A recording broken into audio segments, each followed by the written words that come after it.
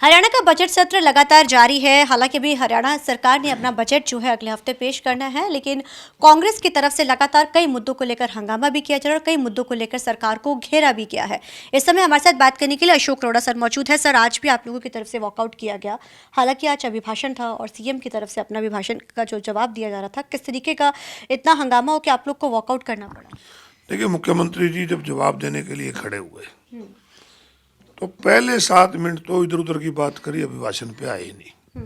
परंतु आते ही जो उन्होंने कहा कि स्पीकर सर, आपका धन्यवाद है कि आपने एक मिसाल कायम करी जो आज तक किसी ने नहीं करी। हरियाणा प्रदेश 1966 में बना था, तब से लेकर अनेक स्पीकर आए, कई ऐसे हैं जो आज संसार में भी नहीं है। तो ये कहना कि आज तक ऐसा नहीं हुआ, तो उन सबका अपमान करने का काम किया। दूसरा, इनका जो भी एमएलए बोला उसने एक ही बात कही कि खर्ची पर्ची के बिना नौकरी थी। 11 साल से इनकी सरकार है, आप अपनी उपलब्धि बताओ कि आपने क्या किया। मुख्यमंत्री जी कहते हैं खर्ची पर्ची। मैंने कल भी उनको एक आईना दिखाया था कि जिनके राज के अंदर पब्लिक सर्विस कमीशन में पैसे पकड़े जाएं, एसएससी कमीशन में पैसे पकड़े जाएं, कौशल रोजगार के अधिकारी जेल चले जाएं, जिनके राज में रजिस्ट्री घोटाला के अधिकारियों को बचाने का प्रयास हो, जिनमें खुद कह के कि 400 पटवारी हमारे भ्रष्ट हैं, ये दलाल है, आज वो इस तरह की बात करते हैं। तो हमने कहा कि आप इसकी तरह की बातें करने की बजाय अपना विजन बताओ कि आपका विजन क्या है।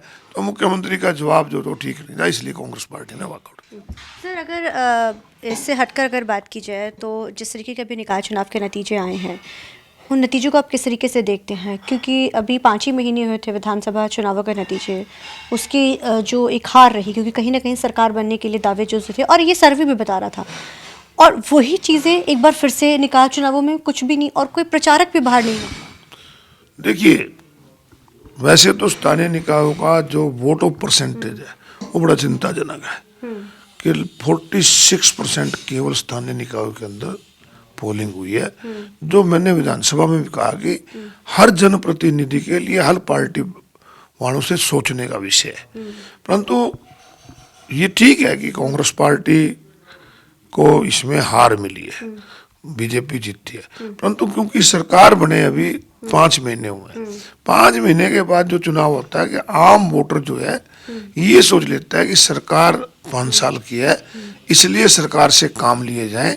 तो ये नतीजे आम तौर पे जो होते हैं, ये छोटे चुनाव के नतीजे, चाहे वो पंचायत जिला परिषद की बात हो, नगर निकाय की चुनाव, सरकार के पक्ष में होते हैं। और पहले भी इन पालिकाओं में, परिषदों में, निगम में पहले भी बीजेपी था, क्योंकि सरकार नहीं की। सर, लेकिन नहीं लगता कि जिस तरीके से जब ये निकाय चुनावों का जो प्रचार चला, उस दौरान जो बड़े चेहरे थे, हालांकि आप लोग जैसे मौजूदा एमएलए, लेकिन उस तरीके से प्रचार भी नहीं हुआ। शैलजा वर्सेस और हुड्डा चलता रहा इस चुनावों में भी, जो गुटबाजी है, ना संगठन बना।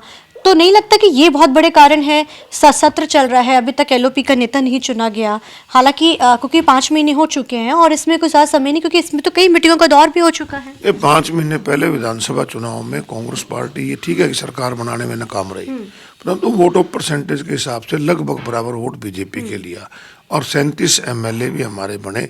परंतु उसके बाद जो ये सीएलपी का लीडर ना चुना जाना, संगठन का ना बनना, तो इसमें कार्यकर्ताओं में मायूसी आई, ये भी एक बहुत बड़ा कारण है।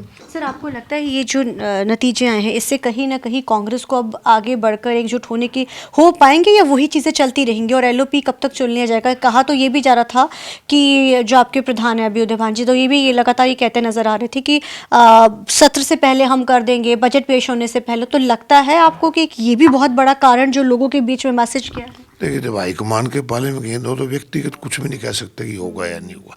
परंतु मेरा एक मानना है कि हाईकमान को इस प्रकार के फैसले डिले नहीं करने चाहिए, इससे कार्यकर्ताओं का मनोबल गिरता है और जो भी फैसला है जल्दी लेना चाहिए। लगता है आपको हार का मेन कारण जो गुटबाजी है? नहीं, गुटबाजी तो नहीं मैं कह सकता, एक मैटर रहा नहीं गुटबाजी नहीं, परंतु हार का कारण ये भी रहा कि पिछले 5 महीने से कांग्रेस पार्टी निष्क्रिय रही, ये सबसे बड़ा कारण। सबसे बड़ा कारण।